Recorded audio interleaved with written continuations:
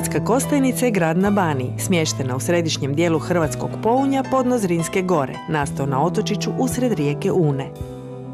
Najstariji pisani dokumenti koji govore o Kostajnici i njenoj okolici su isprave koje knezovima Vodičkim 1200. godine, kasnije knezovi Babonić i Blagajski, pišu ugarsko-hrvatski kraljevi. Stari Zrinski grad, izvorno plemički grad koji se postupno transformirao u kaštel, utvrdu podignutu na Unskoj Adi, utvrda je iz 14. stoljeća, koja se proslavila u bojevima protiv Turaka i svojevrstan je simbol Hrvatske Kostajnice.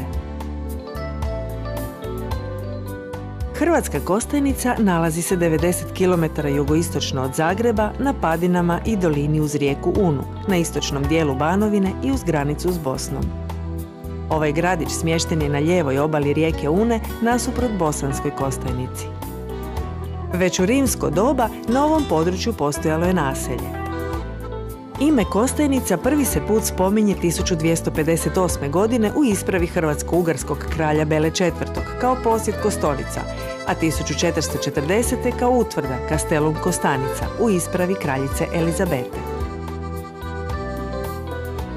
Kostajnički stari grad jedinstven je po svom smještaju. To je jedini sačuvani stari grad u Hrvatskoj koji je izvorno plemički grad, te se postupno transformirao u kaštel.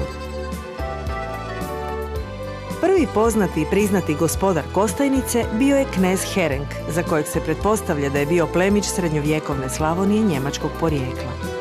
U svojoj bogatoj povijesti 15 puta je promijenila vlasnike. Bila je u posjedu Frankopana, pa Zrinskih u 16. stoljeću, koji su od Kostajnice napravili vrata Hrvatske. Moćni knezovi Zrinski, čija se gospodarska snaga, a time i politički utjecaj temeljio prije svega na rudnom bogatstvu, nastojali su Kostajničkom utvrdom ojačati granicu na istočnom boku svojih prema Turcima izbočenih posjeda.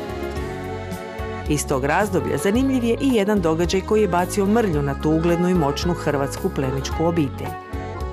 Zbog poraza i kukavičkog ponašanja u borbi s Turcima kod Gorjana 1537. godine, kralj Ferdinand je vojskovođu Ivana Kacijana proglasio izdajicom i osudio na smrt.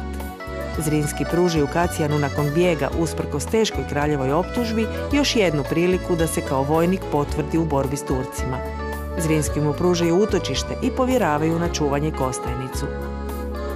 Doznavši da Kacijan dogovara s Turcima predaju njihove utvrde, na prevaru ga u Kostajničkoj utvrdi ubijaju vojnici Nikole Zrinskog. Nakon što su Turci ipak uništili njihove rudnike i oslabili njihovu gospodarsku moć, Zrinski su bili prisiljeni 1552. obranu Kostajnice prepustiti kraljevoj vojnoj posadi. Pod tursku vlast Kostajnica je pala 1556.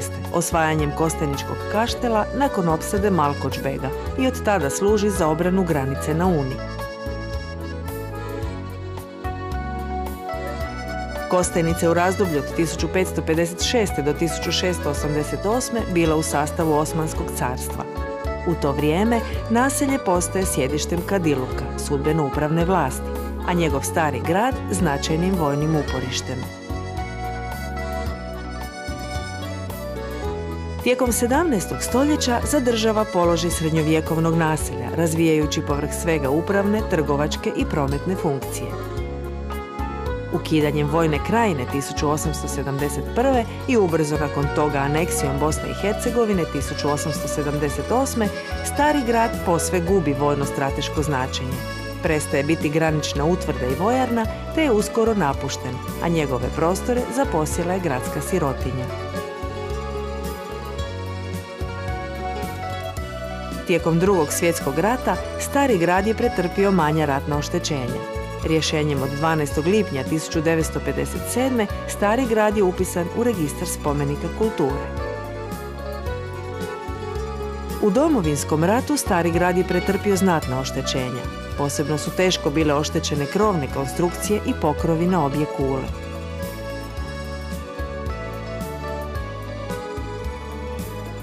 U tijeku je obnova ovog prekrasnog zdanja, u čijim je zidovima ispisana bogata stoljetna povijest.